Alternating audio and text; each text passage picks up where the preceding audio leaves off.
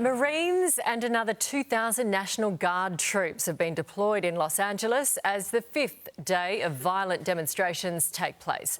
Back home, the Prime Minister has been urged to bring up the mayhem and injuries to Australian journalists with US President Donald Trump ahead of an expected meeting between the pair next week. And joining us now is Foreign Minister Penny Wong. Good morning to you. There are thousands of Australians in LA right now. Our journalists are being tear-gassed and actually shot at. How much does this concern you? Oh, good morning. Good to be with you. Well, obviously, we've all seen the images and we were all very distressed to see what occurred with an Australian journalist. So journalists should be allowed to do their job, be free to do their job safely. But obviously, I'm not in a position to comment on the domestic circumstances. What I would say is Australians in the area should obviously avoid the protest area and listen to the instructions from authorities. So protests are spreading to multiple American cities. Right now, our smart traveller advice for the US currently remains at green. Will you consider updating that advice?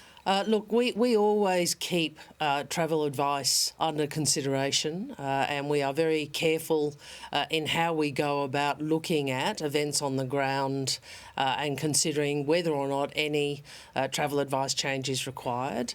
I simply would say people should be aware of what is occurring and make sure that they avoid protest areas. OK, moving on now. Australia, alongside our allies, has this morning levelled sanctions against two Israeli ministers for inciting violence against Palestinians in the West Bank. Will this impact our position on the conflict? Look, we have not taken this decision lightly.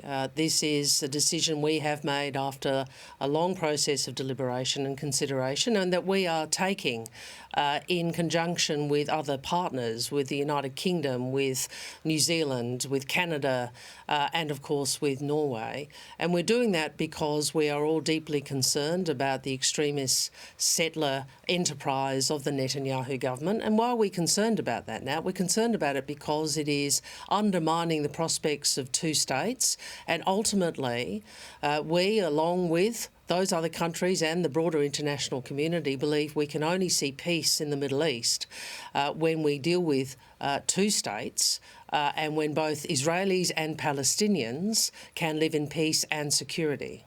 Just before we go, we know the PM is going to soon meet with US President Trump to discuss trade and tariffs. What do you think is the best way to cut a deal? Will critical minerals be a key to that negotiation?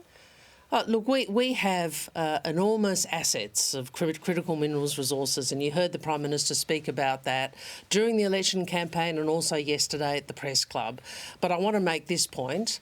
You know, we will always act in our national interest. We're not going to do any deal, and we will continue to engage with the Trump administration in good faith, but very clearly that we believe that the tariffs that have been imposed on us are not the act of a friend. And ultimately will harm the American consumer. OK, good luck out there. Thank you very much, Penny Wong.